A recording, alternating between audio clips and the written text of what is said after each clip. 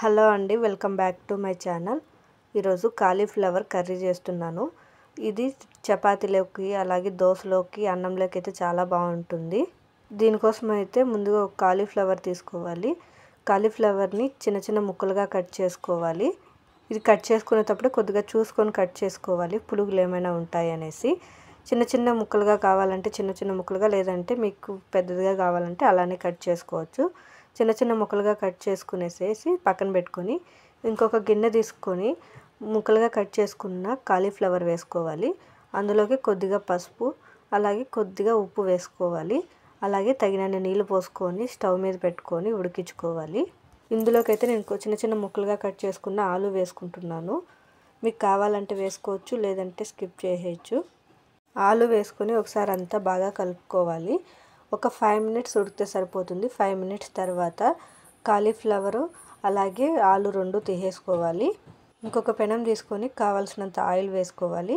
Oil కొద్దిగా heat అయిన తర్వాత ఆవాలు వేసుకోవాలి. ఆవాలు చిటపట్లాడిన తర్వాత సన్నగా తరిగి పెట్టుకుని ఎర్రగడ్డలు వేసుకొనేసి ఫ్రై చేసుకోవాలి. ఇందులోకి కొద్దిగా జీలకర్ర అలాగే సన్నగా తరిగి పెట్టుకున్న వెల్లుల్లి, కొద్దిగా కరివేపాకు వేసుకొని ఫ్రై చేసుకోవాలి. ఇందులోకి చిన్న చిన్న ముక్కలుగా కట్ చేసుకున్న పచ్చిమిరపకాయలు వేసుకోవాలి. పచ్చిమిరపకాయలు అలాగే ఎర్రగడ్డలు బాగా ఫ్రై అయిన తర్వాత సన్నగా తరిగి పెట్టుకున్న టమాటో కూడా వేసుకోవాలి. టమాటా వేసుకున్న తర్వాత మంటని మీడియం ఫ్లేమ్లో పెట్టుకొని టమాటా అంతా సాఫ్ట్గా అయ్యేంత వరకు ఫ్రై చేసుకోవాలి. టమాటా అంతా సాఫ్ట్గా అయిన తర్వాత ముందుగా ఉడికించి పెట్టుకున్న కాలీఫ్లవర్ అలాగే ఆలు వేసుకోవాలి. ఇవి వేసుకొని బాగా మిక్స్ చేసుకోవాలి. ఇవి వేసుకున్న తర్వాత కూడా మంటని మీడియం ఫ్లేమ్లో పెట్టుకొని బాగా ఫ్రై చేసుకోవాలి. ఈ కాలీఫ్లవర్ అలా ఆలు కొద్దిగా ఫ్రై అయ్యేలోపు కొద్దిగా మసాలా రెడీ చేసుకుందాము. దీనికోసం అయితే కొద్దిగా కొబ్బరి తీసుకోవాలి, అలాగే టమాటో అలాగే ఎర్రగడ్డలు, కొద్దిగా కొత్తిమీర అలాగే లవంగాలు, తెల్లగడ్డలు అలాగే అల్లం వేసుకొని బాగా మిక్సీ పట్టుకోవాలి. మిక్సీ పట్టుకున్న పేస్టు వేగుతున్న కాలీఫ్లవర్లోకి వేసుకొని ఒకసారి బాగా మిక్స్ చేసుకోవాలి.